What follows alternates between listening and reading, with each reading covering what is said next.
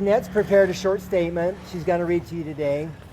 We have not had a lot of time to review all the information, and so she's got a prepared statement. She's not going to be doing any Q&A today, but she will be back here tomorrow to answer any questions and give you the time that you need.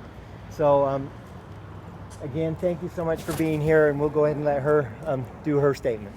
Thank you. The news conference held earlier today in Bend, Oregon to release the report of the investigation regarding my husband's death was to be expected. No surprises. The purpose of that announcement was for the state and federal agencies to continue to lay the foundation for their legal case. However, they have brought forward selective evidence. As in all such situations, there is another side to the story. We will provide a more thorough analysis of a follow-up news conference tomorrow, and we'll be taking questions at that time. According to an AP wire from Portland, Oregon, officials investigating the death of Robert Lavoy Finicum are ready to release results of the fatal shooting during a January 26 traffic stop while trying to arrest the rancher and others involved in the takeover of an Oregon wildlife refuge. However, the FBI video shows this was not a typical traffic stop. It was an ambush involving a roadblock on a blind curve along a lonely stretch of highway, a dead man's blockade, a kill stop, which is illegal. The AP continues. The FBI said Finicum was shot after reaching for a gun. We reject that statement. The FBI's aerial video was of poor quality, edited, and provided no audio. Our family asserts that he was shot with both hands up, and he was not reaching for anything at the time of the first shot. He was walking with his hands in the air, a symbol of surrender. When he reached down to his left, he was reaching to the pain of having been shot. I can hardly believe that a team of qualified law enforcement officers could look at the facts of this case and say that no criminal laws were violated. How could they have reached this decision in the face of evidence that clearly shows intent to kill my husband? We have talked with an independent investigator who has stated that the video provides a setup assassination. Many people, including my lawyers, have tried to prepare me for this. Be strong. Accept this with peace.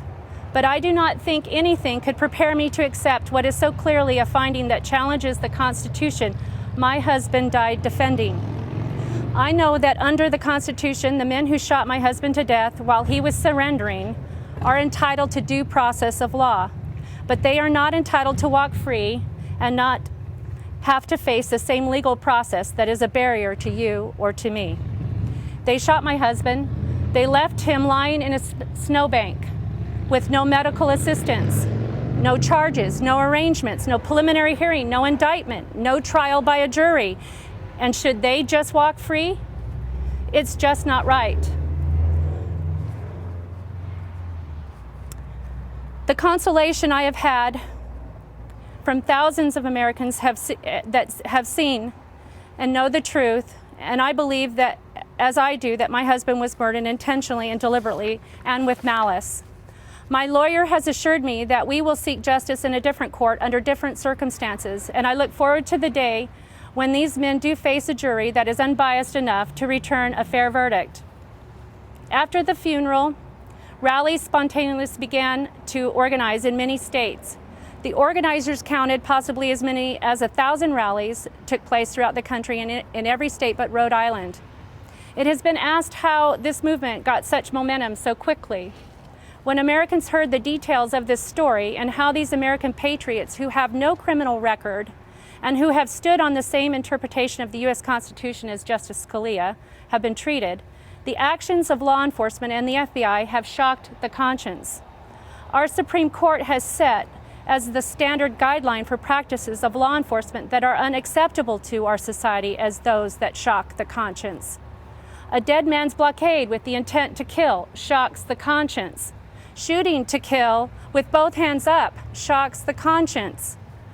Violating the Eighth Amendment, cruel and unusual punishment by placing Americans with no criminal record who are apparently guilty of defending the U.S. Constitution and the overreach of federal authorities into solitary confinement and then removing their constitutional right to bear arms are two examples of how elected and appointed officials in our court system, legislative body, and in the law enforcement are violating the rule of law. The Supreme Court has referred to solitary confinement as being violently insane. The court has recognized that solitary confinement tortures our human brain and diminishes our God-given strength to overcome obstacles. Solitary confinement is a form of torture that often drives the incarcerated mad. Last year, a Supreme Court justice wrote a concurring opinion that described the history of solitary confinement, saying the practice bears a peculiar mark of infamy in its ability to shatter the minds and spirits of their prisoners. Who are we? We are outraged that men and women who have no criminal records and who pose no threat during the protest in Oregon are being treated as mere animals. The American people are outraged at this inhumanity, this brutality, this barbarism by the courts and law enforcement. It has created a new American awakening from both the left and the right. It shocks our conscience, and that is why around 1,000 rallies spontaneously organized in support of my husband's assassination and these patriots who are being held as political prisoners. Again, my lawyer has assured me that we will seek justice in a different court under different circumstances. And we will be commenting on the FBI and the Duchamp County press release tomorrow after we review their findings. Thank you so very much for coming. So what are the plans for tomorrow?